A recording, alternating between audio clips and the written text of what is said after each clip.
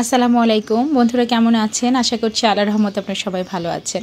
এই শীতের সময় প্রচুর পরিমাণে বাজারে ব্রোকলি পাওয়া যায়, সবুজ সবুজ ব্রোকলি। আর এই ব্রোকলিটা কিন্তু সতে করে খেতে ভীষণ ভালো লাগে, আর ভালো লাগে হচ্ছে ভর্তা করে খেতে। এছাড়া এই ব্রোকলিটা কোনো কিছুর সাথে তেমন একটা আমার কাছে ভালো লাগে না।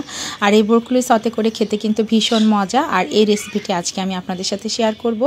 আমার রেসিপিটি ভালো লাগলে প্লিজ আমার ভিডিওতে একটা লাইক দিবেন, কমেন্ট করবেন এবং সেই সাথে আমার পেজটি ফলো দিয়ে রাখবেন।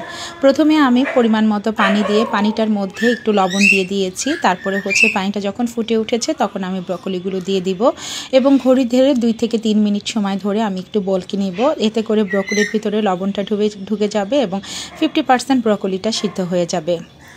তারপরে হচ্ছে আমি একটা স্ট্রেনারে নিয়ে পানি ঝরিয়ে দিব। এরপর হচ্ছে গরম গরম থাকা অবস্থায় ব্রকলির পানিটা ঝরতে থাকুক। এর মধ্যে আমি একটি প্যানের মধ্যে সামান্য পরিমাণ অলিভ অয়েল দিয়ে নিব। আপনারা চাইলে বাটারও দিতে পারেন। তো আমি অলিভ অয়েল দিয়ে নিয়েছি। এরপর 2টা রসুনের কোয়া কুচি করে দিয়েছি আর 2টো কাঁচামরিচ ফালি করে দিয়েছি।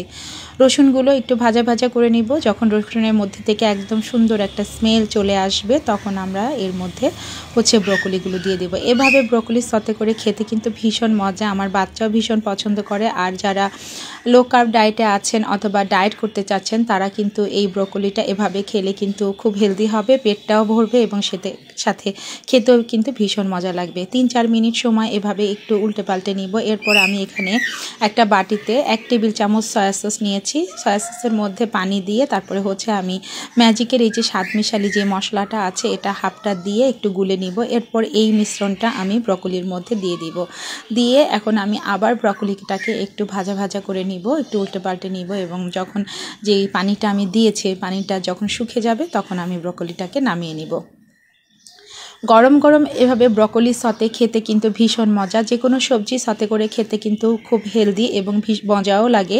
তো এভাবে যদি আপনারা ব্রকলিটা সতে করে খান তাহলে কিন্তু দেখবেন ভীষণ মজা লাগে। যারা খাননি তারা প্লিজ একবার ট্রাই করে দেখতে পারেন, অসম্ভব মজা। আমার বাচ্চা কিন্তু অনেক পছন্দ করে। আর আমি তো এখন যেহেতু লো কার্ব ডায়েটে আছি, রাতের বেলা কিন্তু আমি এটাই খাই।